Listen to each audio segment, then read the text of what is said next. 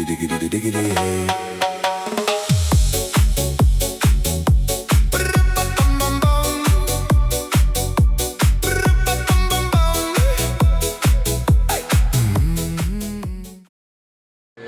9 et 10 mai, donc c'est très prochainement, la semaine prochaine.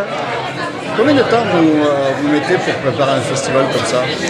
Le festival ne s'arrête jamais. Dès le lendemain du festival, on prépare déjà le suivant avec tous les débriefings, etc. Bien sûr, noter tout ce qui ne va pas. Ce qui va, on le sait généralement, et noter justement tous ces petits détails pour en permanence évoluer, améliorer les choses et discuter tout ça avec tous les partenaires au niveau sécurité, bien entendu, et puis tous les partenaires financiers aussi, institutionnels ou privés, qui sont un maillon essentiel dans une organisation où on est une association en 1901, donc avec 450 bénévoles. Et c'est surtout une gestion comme une entreprise parce que le budget est quand même d'1,5 million d'euros.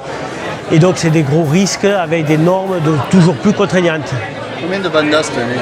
Cette année, nous aurons l'occasion d'avoir 37 bandas différentes, autant entre les bandas... Oui, bien sûr, tous les ans. Le but du festival aussi, c'est de faire découvrir ce festival à tous les musiciens. Parce qu'il faut savoir que c'est une référence en termes de festival, et notamment pour les bandas. Et on laisse toujours la place à des nouvelles bandas, parce que quand on est musicien, faire un condo, c'est aussi le Graal. Donc il y a des nouveaux, donc il y aura aussi des gens de l'étranger, il y aura une banda belge, il y en aura 2 d'Espagne, il y en aura une même du Mexique. Il faut savoir que donc, parmi toutes ces bandas, nous ne démarchons personne, donc c'est vraiment maintenant la reconnaissance aussi des musiciens qui fait que c'est elles qui s'inscrivent.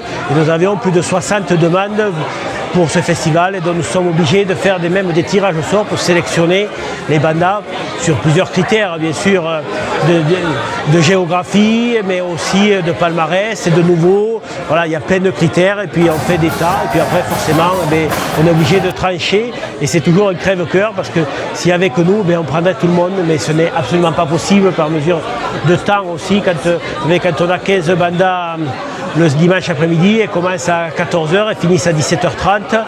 Et si, donc on ne peut pas finir à 19h ou à 20h en prenant 3 ou 4, ce n'est pas possible. Voilà. Sur le plan musical, artistique, cette année, il y a eu des noms qui ont été donnés là. Oui, il y a plusieurs noms parce que nous avons aussi la chance d'avoir à la bodega du Festaire des fanfares qui seront là, qui sont de retour, les fantasmes. Et puis aussi un retour en fanfare des Astias, qui est aussi une banda emblématique des premières années du festival, voilà, qui a laissé beaucoup d'anecdotes aux festivaliers de l'époque. Et puis bien sûr la partie concert, savoir qu'on a la chance de proposer un tarif tout à fait convivial aussi et social. Donc on aura bien sûr Louisa qu'on entend partout sur toutes les zones avec entre autres son tube Soleil Bleu. Et puis bien sûr Chef and the Gang avec le batteur et chanteur qui n'est autre que Philippe Etchebest, le fameux chef Custo, qui sera là et qui donnera aussi beaucoup d'énergie avec un rock endiablé pour aussi satisfaire un peu toutes les générations et tous les styles, en faisant découvrir bien sûr aux passionnés les bandas du Sud qui seront là, aux normes de 14 aussi le vendredi.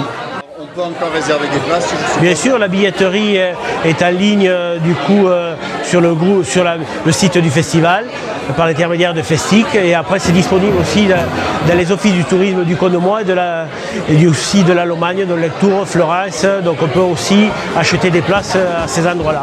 Un mot sur les bénévoles, il y a beaucoup, 450, c'est ça j'ai entendu? Oui, environ 450 bénévoles qui œuvrent, donc ça c'est que dans l'association et bien sûr il y a aussi des bénévoles qui travaillent dans les 16 associations sportives et culturelles qui ont aussi une buvette dans l'enceinte du festival et donc c'est à peu près 1000 bénévoles qui œuvrent pour la réussite de ce festival, pour que ce soit un festival en sécurité, dans la convivialité, avec des produits magnifiques de notre territoire, autant à boire qu'à manger.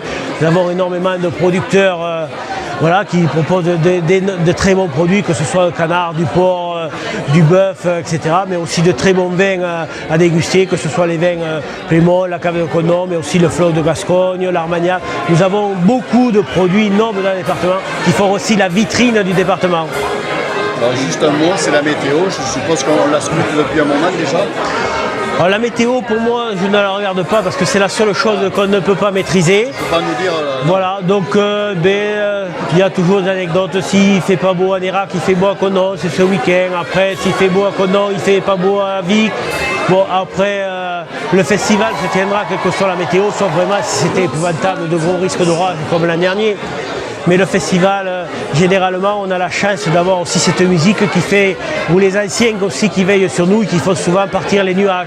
Bon, un peu la nuit, un petit peu de pluie pour nettoyer tout ça, mais généralement, le soleil reste toujours dans nos cœurs et donc il n'y a pas de souci. Pendant 3 jours, en tant que président, responsable d'un gros festival, est-ce qu'on a le temps de dormir? On stresse beaucoup, on se dit j'espère que tout va aller bien. Bien sûr qu'on s'inquiète, qu'on est toujours sur le pont. Alors on ne dort pas beaucoup mais parce qu'on n'a pas le temps, mais forcément la tension, on nous tient quand même éveillés, donc, mais on veille aussi à tout parce qu'on veut vraiment le meilleur. Et quand on travaille sur une année avec tous les bénévoles, bien, on espère que tout se passe bien. On a la chance d'avoir des équipes de professionnels dans la sécurité, puis aussi les pouvoirs publics, que ce soit la gendarmerie, les pompiers, les sociétés de sécurité privées, nos médecins, les urgentistes, l'hôpital. Tous ces gens-là sont aussi en soutien au festival.